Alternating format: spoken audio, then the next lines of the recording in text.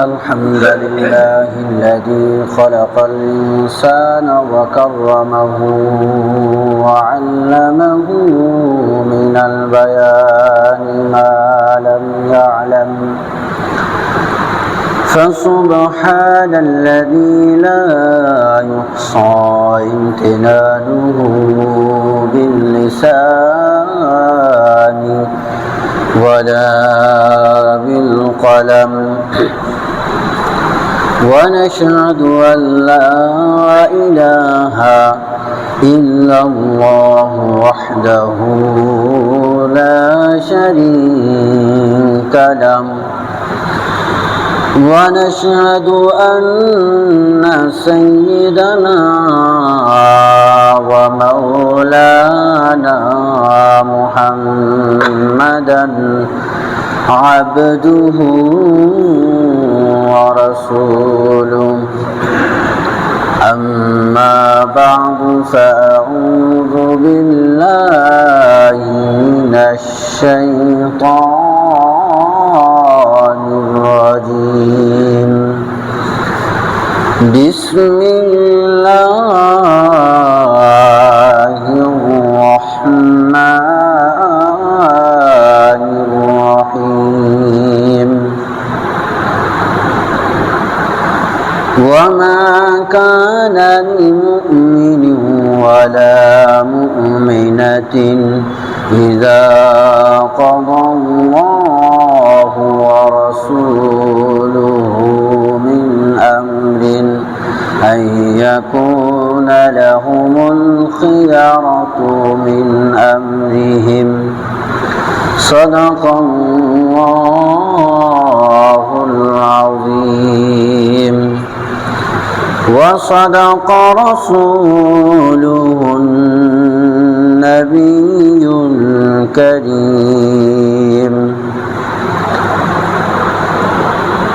সকলে আমরা দুরূদ ইব্রাহিম পড়ি আল্লাহুম্মা সাল্লি আলা মুহাম্মাদ ওয়া আলা আলি মুহাম্মাদ كما صليت على إبراهيم وعلى آل إبراهيم إنك حميد مجيد اللهم بارك على محمد وعلى آل محمد كما باركت على إبراهيم وعلى آل إبراهيم إنك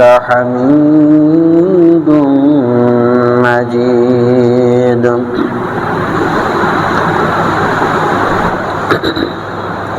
আল্লাহ তাআলার দরবারে লাখো কোটি শুকরিয়া যে মহান রব্বুল আলামিন আমাদেরকে পবিত্র মাস জিলহজ মাসের ২য় তারিখে প্রথম জুমায় তেনার পবিত্র ঘরে আসবার তৌফিক দান করেছেন। আল্লাহ রব্বুল আলামিন যেই মাসে সারা বিশ্বের থেকে শত শত হাজার হাজার মুসলমানদেরকে কবুল করেছেন, তেনার ঘরের জন্য ডাক দিয়েছেন, তারা সাড়া দিয়ে সেই চলে গেছে মক্কা ভূমিতে বাইতুল্লাহ শরীফে। সকালে যেটা বললাম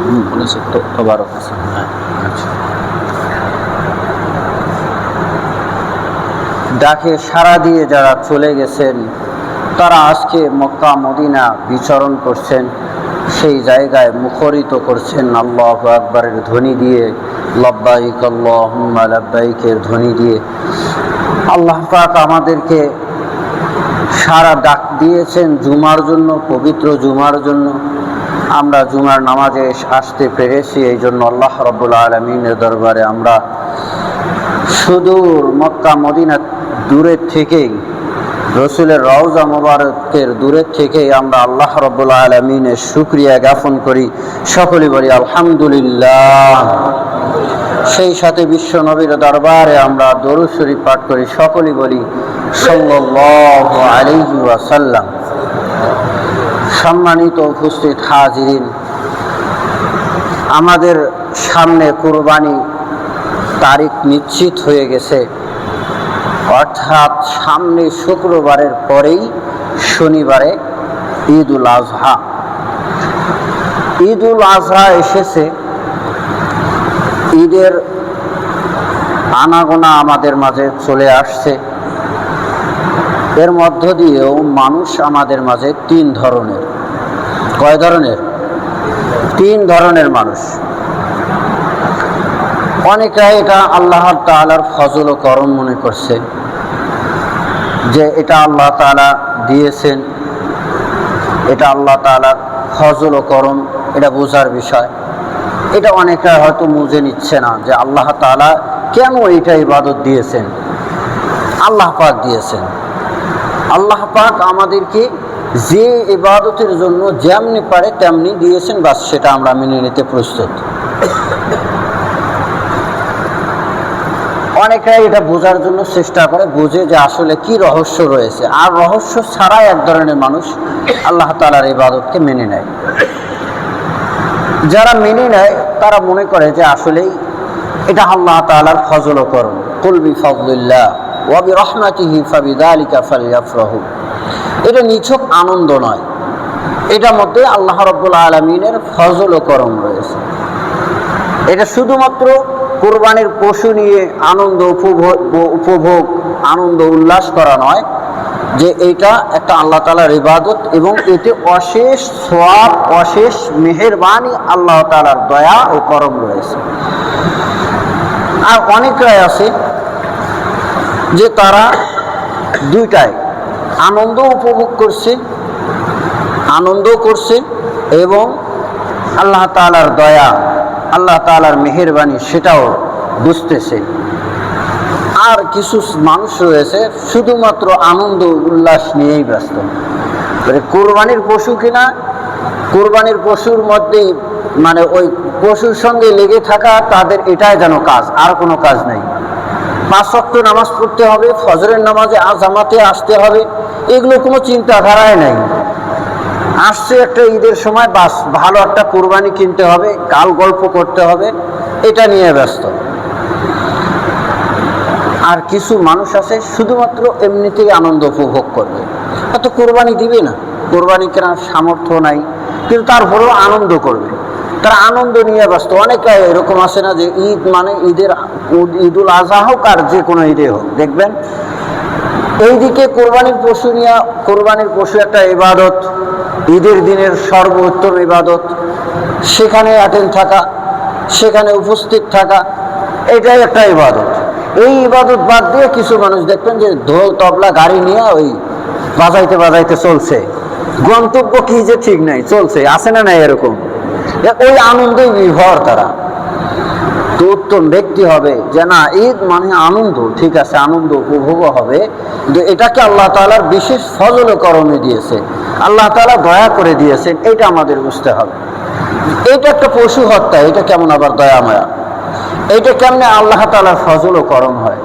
এটাই ফজল ও করম যে আল্লাহ পাক আমাদেরকে এমনই একটা ইবাদত দিয়েছে, যে ইবাদতের মাধ্যমে আমাদের হার্ট, আমাদের কলবটা একটু নাড়া দেয়।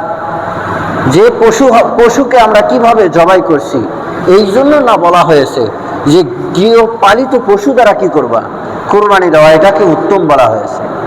এবং যদি কেনাও হয়, বলা হয়েছে পশু কেনার পরে খুব আদর করা, নিজের কাছে রাখা, খুব যত্ন নেওয়া, পশুকে কষ্ট না দেওয়া। কোনোভাবে পশুর কষ্ট হয়, রোদ্রে রাখা যাবে না, কোনোভাবে না, একটু কষ্ট হয় এরকম কষ্ট না দেয়া। কেন? কেন পশুর সঙ্গে একটা সম্পর্ক গড়ায় নেওয়া, কেন? যাতে করে আমার রহম দিলটা একটু নাড়া দেয়, একটু হরকত করে, একটু নাড়া দেয়, যে একটা জীবন কিছুক্ষণ আগেই ছিল, আল্লাহর নামে জবাই করা হলো, আর এখন দুনিয়াতে নেই, এখন ওই পশুটা আর খাচ্ছে না, এখন চলছে না। কিছুক্ষণ আগে আমি ওইটারে ধরে বাসায় উঠাইতাম, রুমে উঠাইতাম, আস্থা বলে রাখতাম, যত্ন করতাম, এখন দুনিয়া থেকে চলে গেল। এই যে একটা ভিতরে একটা নাড়া দেওয়া, এই নারা দেওয়াটার জন্য আল্লাহ রাব্বুল আলামিন এই ইবাদতখানাকে মুসলমানের জন্য ওয়াজিব করে দিয়েছেন। আল্লাহ রাব্বুল আলামিন ইব্রাহিম আলাইহিস সালাতু ওয়াস সালামকে কুরবানি করতে বললেন সন্তানকে। কেন করলেন? যে সবচেয়ে প্রিয় জিনিস, এটা মহব্বতের জিনিস, ওই মহব্বতের জায়গা হলো কলব। এই কলবটা যেন একটু নাড়া দেয়, আমার ইব্রাহিম যেন একটু মহব্বতের একটু হরকত করে। আর যেই জিনিসটা নাড়া দেয়, যেই জিনিসটা নড়াচড়া করা হয়, ব্যবহার করা হয়, ওই জিনিসটা স্বাভাবিক থাকে, ওই জিনিসটা ঠিক থাকে, নষ্ট হয় না।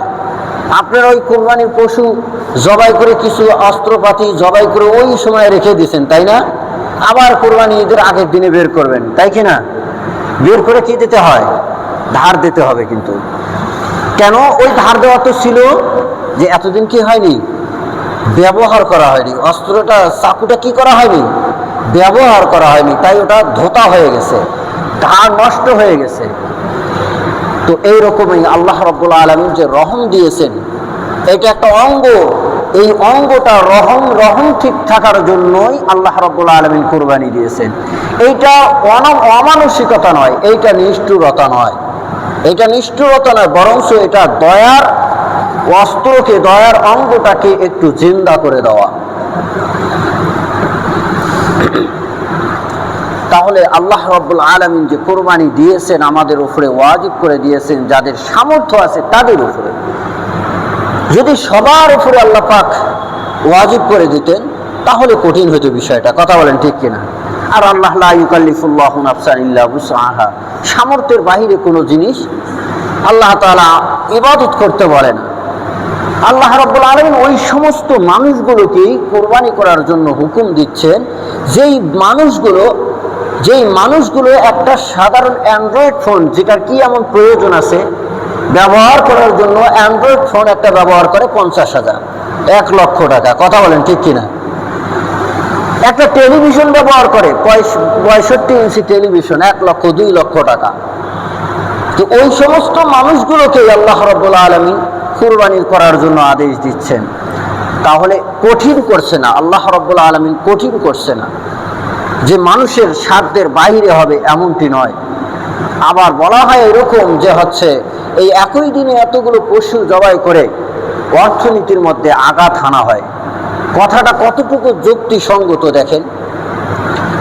কুরবানি দেওয়ার জন্য আল্লাহ রাব্বুল আলামিন অর্ডার করলেন, হুকুম করলেন যাদের সামর্থ্য আছে। তাহলে এই পশুগুলো দেখা যায় ম্যাক্সিমাম এই পশুগুলো লালন পালন করে গরিব মানুষরা, গ্রামের মানুষরা, কথা বলেন ঠিক কিনা? ওই যে 4তলা 5তলা বাসা নিয়ে আসে, বাসা বিল্ডিং করেছে, তারা কি গরু লালন পালন করে? না। ওই গরিব মানুষগুলো গরু লালন পালন করে একটু পয়সার জন্য, কথা বলেন ঠিক কিনা? তাহলে এই গরিব মানুষগুলো যারা পেটে ভাত দিতে পারে না, তাদের কোনো আয়ের কোনো উৎস নাই, তারা ওই গরুটা বিক্রি করে তারা কিছু টাকা পায়, ওইটা দিয়ে তারা একটা আয়ের উৎস করে, একটা আর্নের একটা রাস্তা করে, একটা রিক্সা কিনে একটা ব্যবসা ধরে, কথা বলেন ঠিক কিনা? তাহলে তাদের একটা সুন্দর একটা পুঁজির একটা ব্যবস্থা করে দেওয়া হলো, কিন্ন বড় লোকলা। আবার এখানে চামড়াটা বিক্রি করে দেওয়া হয়, তাই কিনা? চামড়া বিক্রি করে, এটা কি ওই চামড়া যারা বিক্রি করলো বড় লোক, তারা খাইতে পারবে? তারা খাইতে পারবে? কি করতে হয়? চামড়ার টাকা গরিব মানুষকে দিয়ে দিতে হয়। কেন দিয়ে দিতে হয়? যে ওটাই আল্লাহ রাব্বুল আলামিন এটাই প্রমাণ করতে চায়, এটাই জানাইতে চায় যে বান্দা, যাদের উপরে আমি কোরবানি ওয়াজিব করলাম তাদের সামর্থ্য আছে, যাদের সামর্থ্য আছে, সুতরাং এর থেকে চামড়াটা যদি বিক্রি করা হয়, এখন যারা যাদের সামর্থ্য নাই তাদেরকে এটা দিয়ে দাও। এবং যারা বছরে গোশত একটু কিনে খাইতে পারে না, তারা যেন একটা খাওয়ার যেন একটা ব্যবস্থাপনা হয়ে যায়। এই জন্য আল্লাহ রাব্বুল আলামিন কোরবানি কেমন করে ওয়াজিব করে দিয়েছেন। এটা অর্থনীতির মধ্যে আঘাত হানেননি, বরঞ্চ অর্থনীতির মধ্যে উন্নতি ঘটায় দিয়েছেন। ওই গরিব মানুষগুলো যাদের কর্ম দেওয়ার শক্তি আছে কিন্তু পুঁজি নেই, তাদের কিছুটা পুঁজি হয়ে গেল। আল্লাহ রাব্বুল আলামিন যে ইবাদতগুলো দিয়েছেন, প্রতিটা ইবাদতের মধ্যেই কোনো না কোনো বিশেষ রহস্য আছে, কোনো না কোনো হিত কারণ রয়েছে, যেটা মানবের জন্য, মানব জাতির জন্য কল্যাণ। চিকিৎসকরাও বলে প্রতিটা মানুষের জন্য ফ্যাটের প্রয়োজন আছে। যারা দেখা যাচ্ছে যে ফ্যাট হইতে হইতে দেখা যায় যে হচ্ছে তাদের প্রেশার নেমে যাচ্ছে, আর কিছু মানুষের ফ্যাট না হওয়ার কারণে লো প্রেশার হয়ে যাচ্ছে। যারা গরিব মানুষ তাদের বছরে একটু গোশত, গরুর গোশতের যে প্রয়োজন আছে, শরীরের ফ্যাটের প্রয়োজন আছে, সেটার যোগান দিতে পারে না। এই কুরবানির মাধ্যমে ওয়াতুইমুল বাইসাল ফাকিরের মাধ্যম করে দিয়ে আল্লাহ রাব্বুল আলামিন ওই গরিব মানুষদের একটা খাওয়ার ব্যবস্থা করে দিয়েছেন। সুবহানাল্লাহ। প্রতিটা ইবাদতের মধ্যে আল্লাহ রাব্বুল আলামিন কোনো না কোনো বিশেষ রহস্য দিয়েছেন। আর মুমিনদের ব্যাপারে সোজা একটা কথা হলো, আল্লাহ রাব্বুল আলামিন যে কোনো ইবাদতেই বান্দার উপরে আরোপিত করুক না কেন, ওই ইবাদতের ক্ষেত্রে বান্দার কোনো চুচেরা করার, বান্দার কোনো লোক চালানো, আঙ্গুল চালানো বা কোনো অপশন বের করার কোনো সুযোগ নেই। আল্লাহ রাব্বুল আলামিন বলেন, ওয়ামা কানা লিমুমিনিন ওয়ালা মুমিনাতিন ইযা কাদাল্লাহু ওয়া রাসূলুহু আমরান আন ইয়াকুনা লাহুমুল খিয়ারাতু মিন আমরিহিম। আল্লাহ রাব্বুল আলামিন বলেন, আমি এবং আমার হাবিব বান্দার উপরে যেই কাজগুলো আরোপিত করেন, যে আমলগুলো দেন, আমি রব্বুল আলামিন কোরআন ও হাদিসের মাধ্যমে যে ইবাদতগুলো বান্দার উপরে দেই, এই বান্দার উপরে যেই ইবাদতগুলো দেই, এই বান্দার এখানে কোনো অপশন খোঁজার সুযোগ নাই। আইয়া কুন লাহুমুল খিয়ারা, কোনো ইখতিয়ার নাই, ওটা মেনে নিতে হবে, ওটা পালন করতে হবে। আল্লাহ রাব্বুল আলামিন বলেন, الذين يكذبون بآيات الله واستكبروا عنها أولئك أصحاب النار هم فيها خالدون। ও বান্দা, যে কাজগুলো তোমার উপরে আমি ওয়াজিব করে দিলাম, ফরজ করে দিলাম, এগুলো তুমি অস্বীকার করো, এগুলোকে যদি মিথ্যা বলো, তোমার দুনিয়ার স্বার্থে, পার্থিব স্বার্থে, সম্পদের লোভে সম্পদ ক্ষতি হয়ে যাবে, সম্পদ নষ্ট হয়ে যাবে। কোরবানি দিলে টাকাগুলো এমনিতেই চলে যাবে, এমনি তো গোশত কিনেই খাইতে পারি, তা সত্ত্বেও কেন কোরবানি দিব? কোরবানি দিলে তো গরিব মানুষগুলো চলে আসবে, ওই গরিব মানুষগুলোকে গোশত দিয়ে দিতে হবে। এই রকম যুক্তি খাটায় খাটায় চিন্তা ফিকির করে যারা আল্লাহ রাব্বুল আলামিনের এই মহাত্ম ইবাদত কোরবানির থেকে যারা বিমুখ হয়ে যায়, সরে যায়, অহংকার করে, আল্লাহ রাব্বুল আলামিন বলেন, উলাইকা আসহাবুন নার হুম ফিহা খালিদুন।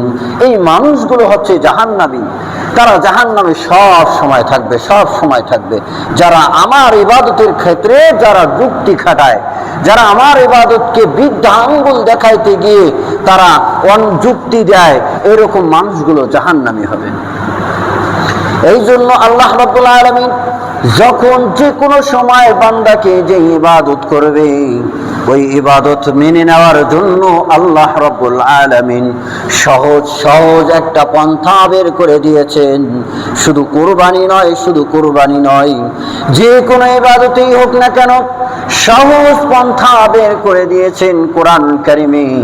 সেই ইতিহাসকে আল্লাহ রাব্বুল আলামিন রেখে দিয়েছেন ইব্রাহিম আলাইহিস সালাতু ওয়াস সালামের ইতিহাস। একটু যদি মানুষ চিন্তা করে যে কি দুনিয়া, কি দুনিয়ার সম্পদ, কি টাকা পয়সা, কি কিচ্ছু না, কিচ্ছু না। ইব্রাহিম আলাইহিস সালাতু ওয়াস সালাম নিঃসন্তানকে জবাই করার জন্য কিভাবে প্রস্তুত, জবাই করার জন্য জমিনে ফেলে দিয়েছে।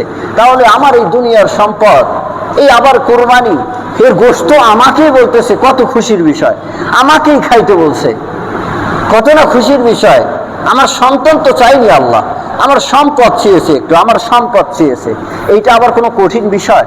এটার জন্য মানুষ যেন উৎসাহিত হয়। আল্লাহ রাব্বুল আলামিন সেই ইসমাঈল আলাইহিস সালাতু ওয়াস সালাম ইব্রাহিম আলাইহিস সালাতু ওয়াস সালামের ঘটনাকে সুন্দর করে কোরআনে রেখে দিয়েছে। এই জন্য যারা মুমিন হবে, যারা সফল ব্যক্তি হবে, তারা আল্লাহ রাব্বুল আলামিনের ইবাদতের ক্ষেত্রে বলবেন ক্বালু সামি'না ওয়া আতা'না গুফরানাকা রাব্বানা ওয়া ইলাইকাল মাসির। ওগো আল্লাহ, তোমার বিধান শুনি, তোমার আইন কানুনগুলো শুনি, ওগুলো পালন করি গো মালিক। তুমি আমাদের সব জীবনের গুনাহ মাফ করে দাও। আমার কিন্তু অবস্থান, আমার যাওয়ার শেষ প্রান্ত তোমার কাছে। আমরা যাব কার কাছে? আল্লাহর কাছে যাইতে হবে কিনা? মরণের পর কার কাছে চলে যাব? আল্লাহর কাছে চলে যাব। মুসলমান মুমিন যারা হবে, সফল যারা হবে, তারা এমনই করে বলবে যে আল্লাহ তোমার কাছেই আমার প্রত্যাবর্তন, তোমার কাছেই আমার যাইতে হবে। সুতরাং তুমি যেই ইবাদতের কথাই বলো না কেন, আমি প্রস্তুত, আমি আমার জান মাল দিয়ে প্রস্তুত। সেই আল্লাহর কাছে যখন আমরা যাব, তখন আমাদের সওয়াবের দরকার আছে না নাই? সওয়াব না দরকার লাগবে না? প্রয়োজন আছে না নাই? কুরবানির মধ্যে আল্লাহ রাব্বুল আলামিন সওয়াব দিয়েছেন। সওয়াব কেমন সওয়াব দিয়েছেন? সাহাবীরা জিজ্ঞাসা করে, ইয়া রাসূলুল্লাহ মা হাদিহিল আযাহি, ইয়া রাসূলুল্লাহ কুরবানি এটা কি জিনিস? ইয়া রাসূলুল্লাহ কুরবানি এইটা পশুকে জবাই করা হয়, এই পশুর গোশত আল্লাহ নেয় না, বান্দাকে আবার খাইতে বলে।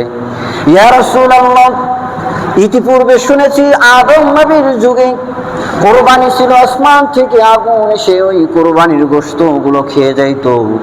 ওগো মালিক, এইটা কেমন ইবাদত, যেই ইবাদতের ক্ষেত্রে বান্দার মাল বান্দাকেই দিয়ে দিচ্ছে, আবার এইটার প্রতিদান কি হবে? সাহাবীরা জিজ্ঞাসা করার পর বিশ্ব নবী বলেন বিকুল্লি শারাতিন হাসানা, প্রত্যেকটা পশমের বিনিময়, প্রত্যেকটা পশমের বিনিময় আল্লাহ রাব্বুল আলামিন ওই কুরবানি দাতার আমলনামার মধ্যে সওয়াব লিপিবদ্ধ করে দিবেন। সাহাবীরা আশ্চর্য হয়ে গেল, ইয়া রাসূলুল্লাহ এমন কিছু পশু আছে, এমন পশু আছে যেগুলোর লোম তো ছোট ছোট, অনেক অগণিত, অসংখ্য।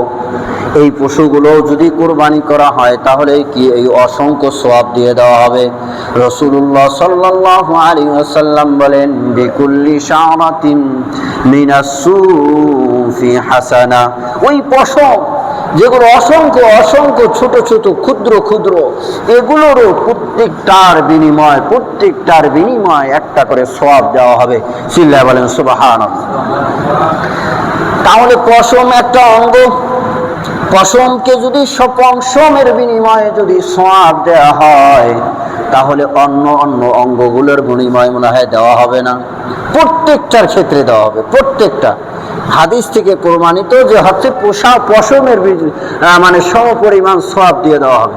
শুধু এটাই নয়, প্রত্যেকটা একটা আলাদা যেগুলো অঙ্গ, তার মাথায় একটা অঙ্গ, তার হাত একটা অঙ্গ, পশুর একটা পা একটা অঙ্গ, হাড় একটা অঙ্গ, এগুলো প্রত্যেকটার বিনিময়ে সওয়াব দিয়ে দেওয়া হবে। সুবহানাল্লাহ। ইবনে মাজাহ শরীফের মধ্যে আছে ইন্না দাওয়াবা তুজারু মিন কুল্লি শাইইন মিনহা, যে প্রত্যেকটা অঙ্গ, প্রত্যেকটা জিনিসের বিনিময়ে, কোরবানির পশুর প্রত্যেকটা জিনিসের বিনিময়ে সওয়াব দিয়ে দেওয়া হবে। সুবহানাল্লাহি ওয়া বিহামদিহি সুবহানাল্লাহ। এই জন্য কোরবানির ক্ষেত্রে রাসূলুল্লাহ সাল্লাল্লাহু আলাইহি ওয়াসাল্লাম কেমন ছিলেন? আগুন জ্বালানোর ব্যবস্থা ছিল না, খাবারের ব্যবস্থা বিশ্বনবীর ছিল না। তারপরেও বিদায় হজে বিশ্বনবী কোরবানি দিয়েছেন কয়টা পশু জবাই করেছেন? 100টা পশু কি করেছেন? জবাই করেছেন রাসূলুল্লাহ সাল্লাল্লাহু আলাইহি ওয়াসাল্লাম। কি হিসাবে? কোরবানি হিসাবে, খাওয়ার জন্য নয়। 100টার মধ্যে 63টা রাসূলুল্লাহ সাল্লাল্লাহু আলাইহি ওয়াসাল্লাম নিজ হাতে জবাই করেছেন। সুবহানাল্লাহ বলবেন না? এত মরার মতো হয়ে থাকলে কথা বলেন না। যে কয়টা জবাই করেছেন নিজ হাতে? 63টা নিজ হাতে জবাই করেছেন। আর 37টা বলছে আলী রাদিয়াল্লাহু তাআলা আনহুকে জবাই করতে। ও আমার আলিয়ান ভয় রহু, যে এর বাকি যেগুলো আছে এগুলো তুমি কি করে দাও? জবাই করে দাও। রাসূলুল্লাহ সাল্লাল্লাহু আলাইহি ওয়াসাল্লাম হায়াত পেয়েছিলেন কত বছর? 63 বছর। 63 বছর 63টা কোরবানি দিয়েছেন। তাফসিরের কিতাবের মধ্যে হাদিসের ব্যাখ্যা করতে গিয়ে বলেছেন যে 63 বছর রাসূলুল্লাহ সাল্লাল্লাহু আলাইহি ওয়াসাল্লামের হায়াত ছিল, আর এই 63 বছর যদি ওয়াজিব না, রাসূলুল্লাহ সাল্লাল্লাহু আলাইহি ওয়াসাল্লাম এই 63টা কোরবানি দিয়েছেন উম্মতের জন্য। চিল্লায়া বলেন সুবহানাল্লাহ। 63 বছরে একটা করে কোরবানি প্রত্যেক সব উম্মতের সওয়াবের জন্য রাসূলুল্লাহ সাল্লাল্লাহু আলাইহি ওয়াসাল্লাম কোরবানি করেছেন। কেন? সবসময় যে উম্মতের ফিকির রাসূলের, ইয়া উম্মতি উম্মতি উম্মতি, এখনো কাঁদছেন। সেই সময় যেই সময় মানুষ ছুটাছুটি করবে, ওই সময় সিজদায় পড়ে কাঁদবেন যেই নবী, সেই নবীর নাম কি? মুহাম্মাদুর রাসূলুল্লাহ। উম্মতি উম্মতি বলে কাঁদবেন। সেই উম্মত আমরা, সেই উম্মত আজকে আমরা কোরবানির ক্ষেত্রে যায় কত না অজুহাত। কোরবানি করতে গিয়া চিন্তা ফিকির, সবচেয়ে কম বাজেটের মধ্যে একটু কিছু রাখা যায় কিনা। কম বাজেটের মধ্যে এই বছর একটু বিয়ার অনুষ্ঠান হয়ে গেছে। কি হয়ে গেছে? বিয়ার অনুষ্ঠানে যে খরচগুলো, হায় রে বাপ রে বাপ, কি রকম মনে করেন ডেকোরেশন, সাজসজ্জা, আবার মনে করেন ভোজ অনুষ্ঠান, এগুলোর মধ্যে যে খরচ থাকে, এই বছর একটু কোরবানিটা কি করে দেই, কম বাজেটের মধ্যে রাখি। আবার ওয়াজ করে কি জানেন না? ওয়াজ করে যে কোরবানি এটা হলো কলবের বিষয়। কিসের বিষয়? কলবের বিষয় না। বলে না হয় একটা বকরি, সম্পদ কিন্তু অন্য রাস্তায় ঠিকই ব্যয় করছে। কোরবানির ক্ষেত্রে এসে ওয়াজ করে কোরবানি এটা হলো কিসের বিষয়? এটা কলবের বিষয়। ওই নবীর উম্মত, যেই নবী 100 কোরবানি দিয়েছে, 100 কোরবানি দিয়ে সাহাবীদের মাঝে ওখানেই বাস রান্না করে খাওয়া দাওয়া, ওগুলো ফ্রিজিং করে নাই, কোনো কিছু করে নাই, ওইখানেই সাহাবীদের মাঝে বন্টন। সেই নবীর উম্মত আজকে কোরবানিটাকে কেমনি বাজারে গিয়ে ফোন দেয়, হুজুর একটু এইরকম কোরবানিটা নিতে চাচ্ছি, এটা হবে কিনা। আরে আল্লাহ, একটা বছর পর এই কোরবানির জন্য আল্লাহ পাক হুকুম করেছে, সম্পদ মাল দিয়েছে তোমারে, তো তাহলে তুমি কেন সন্দেহের মধ্যে পড়বা? কেন সন্দেহের কাছে যাইবা? এইরকম যাবে কিনা, ওই রকম যাবে কিনা, কেন এটা কেন? সন্দেহ থেকে অ্যাভয়েড করা একদম। একটা জিনিস যেটা পছন্দের জিনিস চেয়েছেন আল্লাহ, পছন্দের জিনিসেই দিয়ে দেব আমরা। তাহলে এই উম্মতের কাছে কত বড় হার্ড হয়ে গেছে আজকে, কত কঠিন হয়ে গেছে যে এই উম্মত কোরবানি আগে দিয়ে দেখবেন যে সেই আইফোন কিনছে, একটা ঘরের জন্য দেখা যাচ্ছে একটা টেলিভিশন কিনতে পারছে, কিন্তু কোরবানির ক্ষেত্রে আইসা খুব সংকটে পড়ে গেছে। এই জন্য কোরবানির পশুটা কিনতে গিয়া ওই দরদ আর মহাব্বত রাখতে হবে যে রাসূলুল্লাহ সাল্লাল্লাহু আলাইহি ওয়াসাল্লামের উম্মত আমি, যে রাসূল 100 কোরবানি জবাই করলেন, সেই উম্মত আমি। আমার এই সম্পদ আল্লাহ পাক চান যে আল্লাহ রাব্বুল আলামিন আমার সন্তান চাননি। ইব্রাহিম আলাইহিস সালাতু ওয়াস সালামের সন্তান চেয়েছে, আমার কাছে তো সন্তান চাইনি, আমার সম্পদ চেয়েছে। তো এখানে কেন আমি ব্যয়কুণ্ঠ হব? এখানে কেন আমি বখালতি করব? এইখানে কেন আমি মনে করেন যে অনেক চিন্তা মাথায় নিয়ে আসবো? খুশি মনে একটা মনের মতো একটা পশু কিনব। পশু কিনতে গিয়ে আমরা অবশ্যই কিছু জিনিস খেয়াল করব। পশু কিনতে গিয়ে এক ভাই দাম করছে, খেয়াল করবেন বিষয়গুলো। এখনো মাসালা বলা হবে, সামনে একটা শুক্রবারও পাওয়া যাবে, কিন্তু আজকে মাসালা হয়ে গেছে কি? মাসালা শোনার মানুষ কি আর আছে? তাই মাসাল শোনার মানুষ তো নাই। বড় দুঃখের বিষয়। পশু কিনতে গিয়ে আমরা একটা ভুল এটা করব না, সেটা হলো যে এক ভাই দাম করছে, পশু দাম করছে এক ভাই, ওখানেই আমার একটু পছন্দ, এখন ওখানে আমি একটু দাম বাড়াই দিলাম। এটা করা যাবে? না। এটা রাসূলুল্লাহ সাল্লাল্লাহু আলাইহি ওয়াসাল্লাম নিষেধ করেছেন যে তোমরা কি করো না, লা তাসুমু ফি সাওমি আখিকুম, তোমাদের ভাই একটা ভাও ধরেছে, একটা দর ধরেছে, ওখানেই চট করে দাম বলো না। হ্যাঁ, উনি যখন বেচা ওই কেনার থেকে, ওই দামের থেকে, ওই জায়গার থেকে সরে যাবে এবং ওটা আগ্ধ হবে না, বেচা কিনা ওখানে মনে করেন যে হবে না, এরকম বুঝবেন, তারপরে ওখানে দাম বলা, তার আগে দাম বলা নিষেধ। একটা পশু ক্রয় করে আমি কোরবানি দিব, সেখানে ক্রয় করতে যদি ভুলটা আমার হয়ে যায় তাহলে পশুটার মধ্যে একটা নকশ থেকে যায়, একটা খারাপই থেকে যায়। এই জন্য এই জিনিসটার থেকে আমরা দূরে থাকব। দ্বিতীয়ত আমাদের সবসময় খেয়াল করতে হবে পশু কিনতে যে যেন গরিব মানুষ 2টা টুকরা গোশতের বেশি পায়। কি পায়? একটু 2টা টুকরা যেন কি পায়, এই খেয়ালটা আমরা মাথায় রাখবো। সেক্ষেত্রে দালালের খপ্পরে পড়বো না। দালালের খপ্পরে পড়লে আপনার অল্প টাকাতে বেশি টাকায় একটা ছোট মোটো গরু কিনে দেবে। সুতরাং আপনার খেয়ালটা হবে এমন, গরুর গোশত বেশি হবে, এটা আপনার ফিকির রাখবেন, গোশত বেশি হোক। গোশত প্রয়োজন হলে বলবেন যে কত কেজি হবে, কোনো সমস্যা নেই, কিন্তু আপনি বলবেন আর ওই ফ্রিজের দিকে তাকাবেন আমার ফ্রিজটা এত কেজি, তাইলে সমস্যা আছে। বুঝাইতে পারছি জিনিসটা? বুঝাইতে পারছি যে আপনি গোশত মাপেন, আপনি বলেন যে কত কেজি হবে, ঠিক আছে, কিন্তু আপনার ফিকিরটা হবে যে গরিব অসহায় মানুষরা যেন একটু বেশি পায়। এইটা এই জন্য ভালো পশু কিনবেন, বড় পশু কিনবেন, গোশত কেমন হয় তা খেয়াল করবেন, কোনো সমস্যা নেই। কিন্তু ওইটা ফিকির করা যাবে না যে আমি যেন আমার আত্মীয় স্বজন, আমি তারপর ফ্রিজ যেন বাস ভালো হয়, এটা ফিকির করা যাবে না। পশু কেনা ক্রয় করার ক্ষেত্রে অবশ্যই আয়েবযুক্ত পশু যেগুলো আছে এগুলোর থেকে আমরা দূরে থাকব।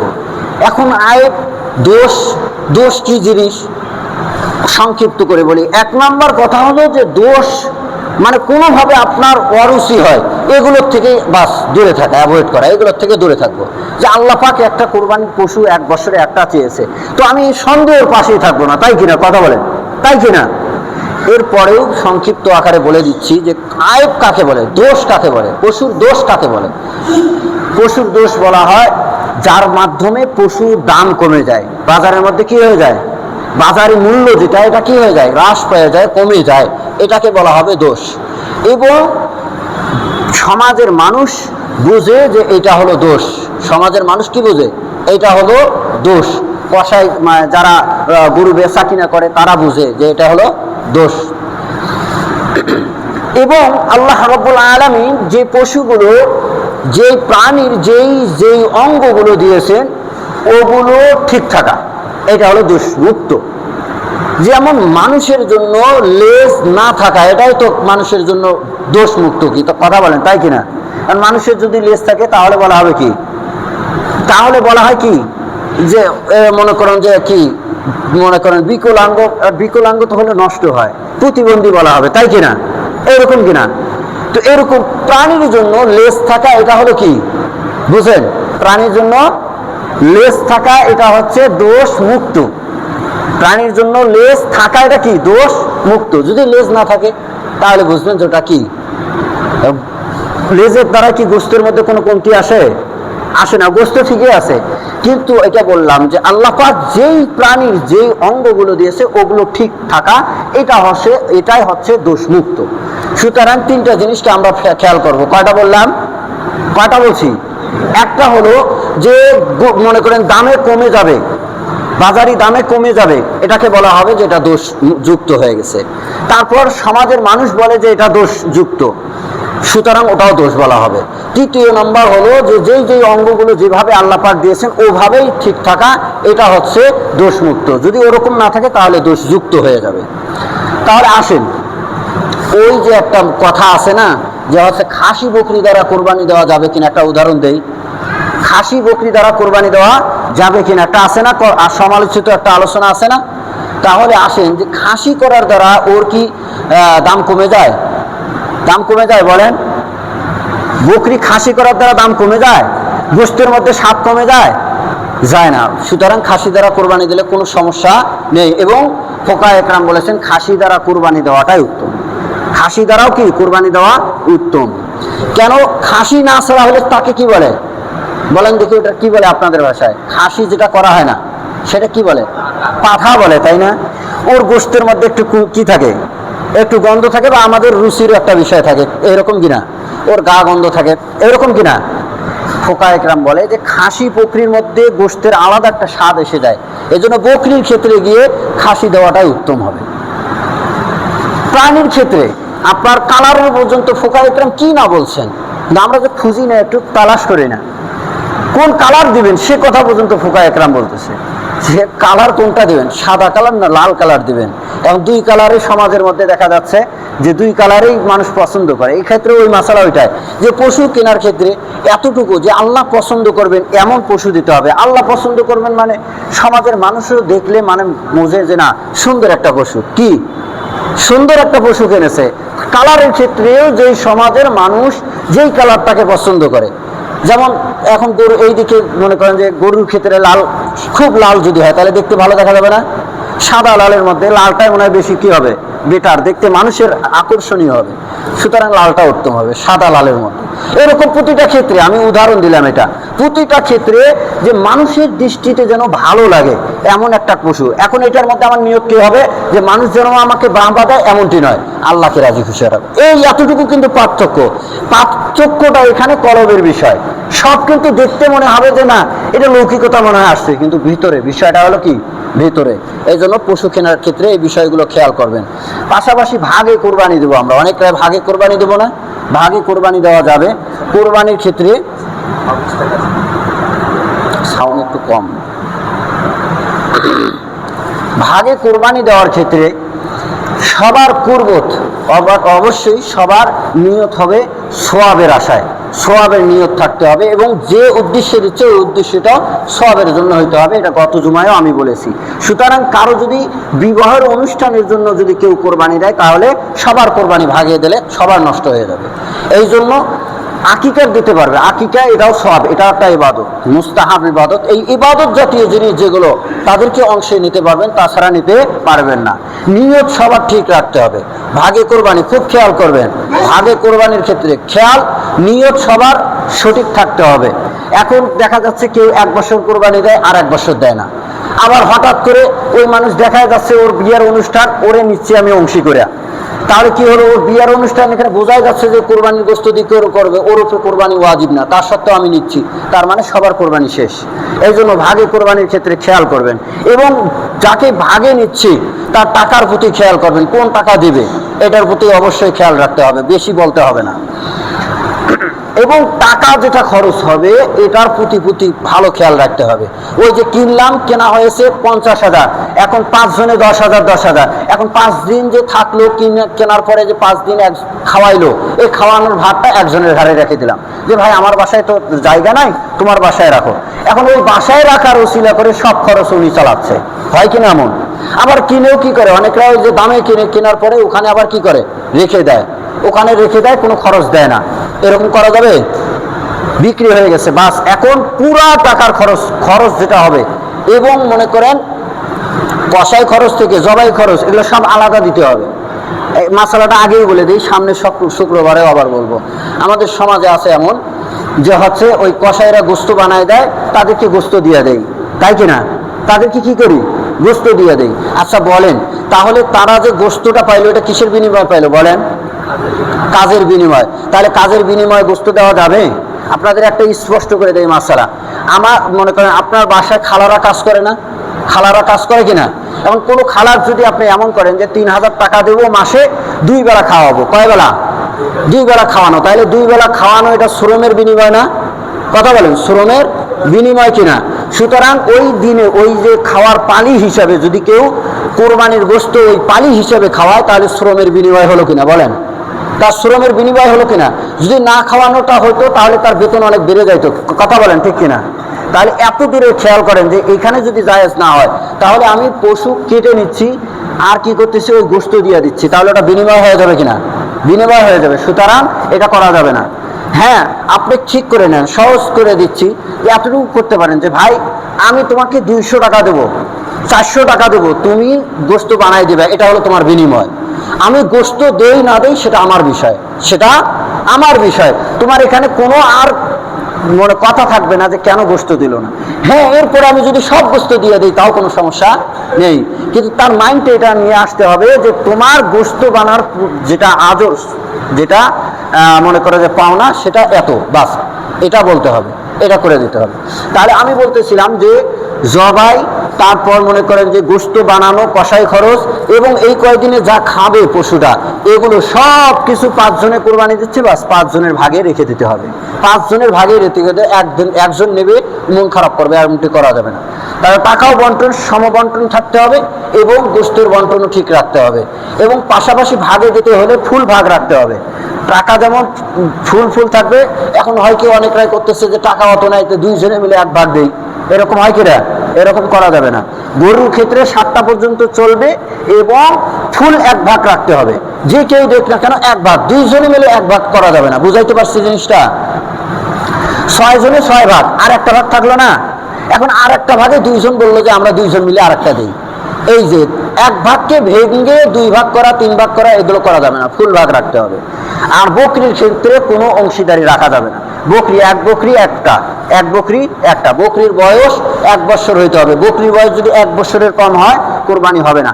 ভেড়া, দুম্বা, এই জাতীয় এগুলো যদি হয়, তাহলে 6-7 মাসে যদি 1 বছরের মতো দেখা যায়, তাহলে ওগুলো দ্বারা যাবে। কিন্তু বকরির ক্ষেত্রে 1 বছরের হতে হবে। গরুর ক্ষেত্রে 2 বছর রাখতে হবে।